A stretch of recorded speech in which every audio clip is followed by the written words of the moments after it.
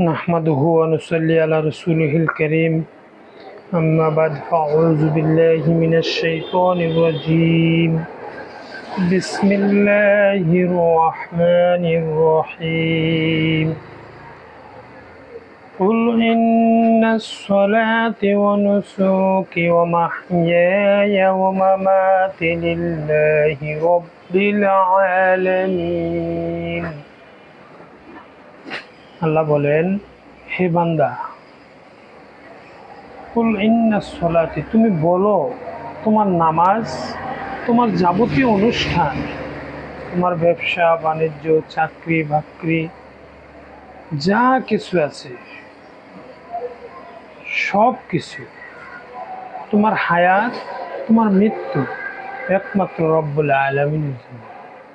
তাই আমি আমার এই হোমিওপ্যাথিক ব্যবসা, এর প্রচার প্রসার যা কিছু করি একমাত্র রব্বুল আলামিনের সন্তুষ্টির জন্যই করি। আমি আল্লাহর সাহায্য প্রার্থনা করি, আল্লাহ পাক আমাকে সুস্থ সবল রাখুক, তার সাথে যারা আমার এই ভিডিও দেখেন তাদেরকেও সুস্থ রাখুক সেই কামনা করি। আজ আমি আমাদের হোমিওপ্যাথিক অরাম মেটালিকাম একটি মেডিসিন সম্পর্কে আলোচনা করব। একটু মনোযোগ সহকারে আলোচনা শুনবেন। আর আলোচনার আগে ছোট্ট একটি কথা। একটি রোগী আমার কাছে এসেছিল, তার অপারেশন ছাড়া আর কোনো গতি ছিল না। আমি এই অরাম মেটালিকাম ওষুধটি দিয়ে আমি এই রোগীটিকে সুস্থ করেছি। এটা বাস্তব আমার অভিজ্ঞতা, এবং এই ব্যাপারে ভিডিও শেষে সঠিক তথ্য দিব।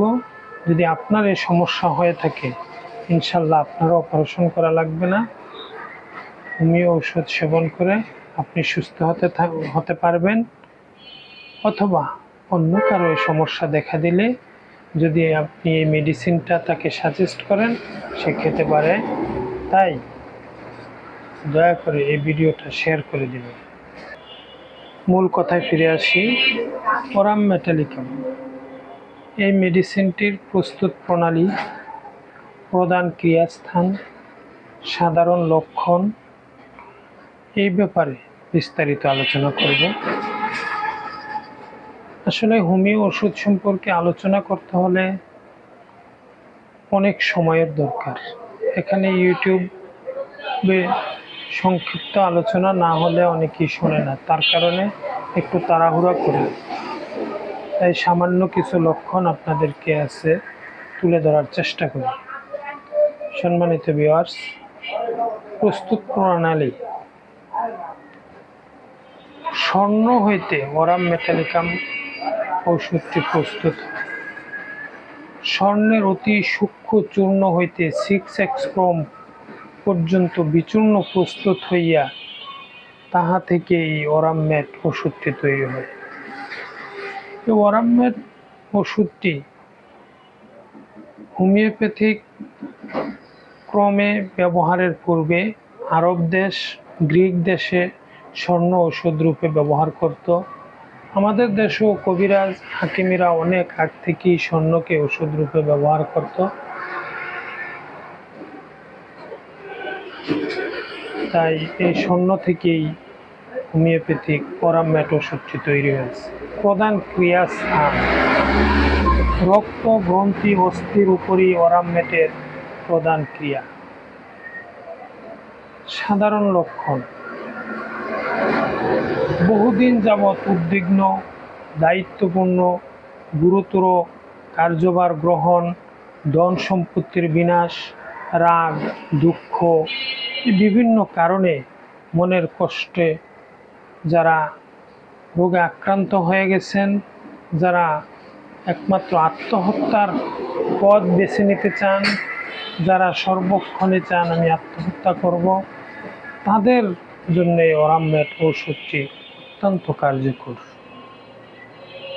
অরাম ম্যাটের একটি আশ্চর্য লক্ষণ হচ্ছে, এই লক্ষণটি অরাম ম্যাটের প্রধান চরিত্রগত লক্ষণ। স্মরণ রাখিবেন: মরণ চেষ্টা, জীবনে হতাশা, মানসিক অবসাদ, অত্যন্ত বিষাদ, সকল বিষয়ই মন্দ বার্তা সে আগে দেখে, সে কখনোই ভালো বার্তা দেখে না।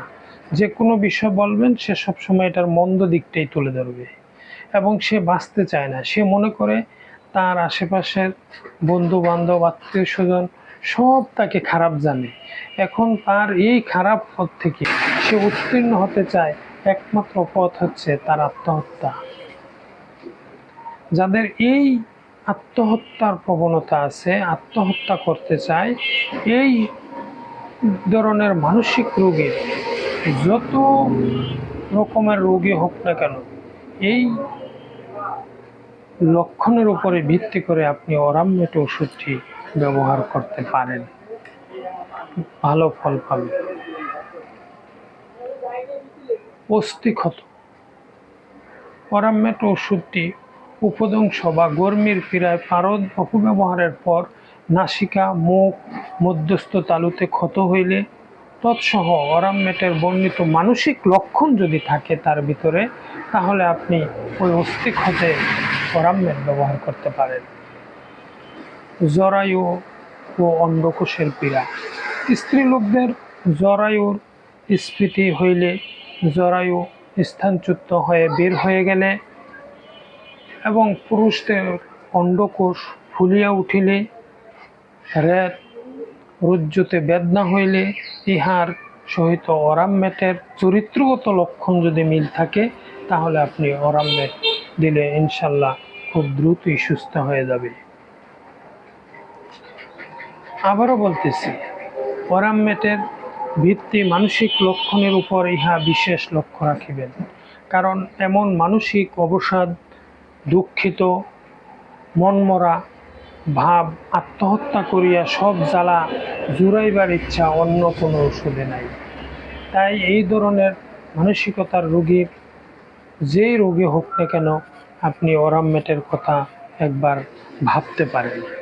যারা হোমিওপ্যাথি নতুন ডাক্তার, তারা এই অরামমেটের এই লক্ষণটা মনে রাখবেন, এবং যারা হোমিওপ্যাথি ভালোবাসেন তারা এই লক্ষণটা যদি আপনার ভিতরে থাকে, আপনি ডাক্তারের সাথে পরামর্শ করে হোমিও ঔষধ সেবন করতে পারেন। এখন আমি আপনাদের সামনে আমার বাস্তব একটি অভিজ্ঞতার কথা তুলে ধরছি। একজন রোগী আমার কাছে এসে বলল, ভাই আমার নাকটা একটু দেখেন। আমি দেখলাম যে তার নাকের মধ্যখানের হাড় ছিদ্রটা ছিল বেশ বড়, দুইটা নাক একসাথে হয়ে গেছে। আমি একটু অবাক হয়ে বললাম যে, ভাই আপনার নাকটা এরকম হলো কি করে? সে বলল, ভাই আমি কেমিক্যালের কাজ করি,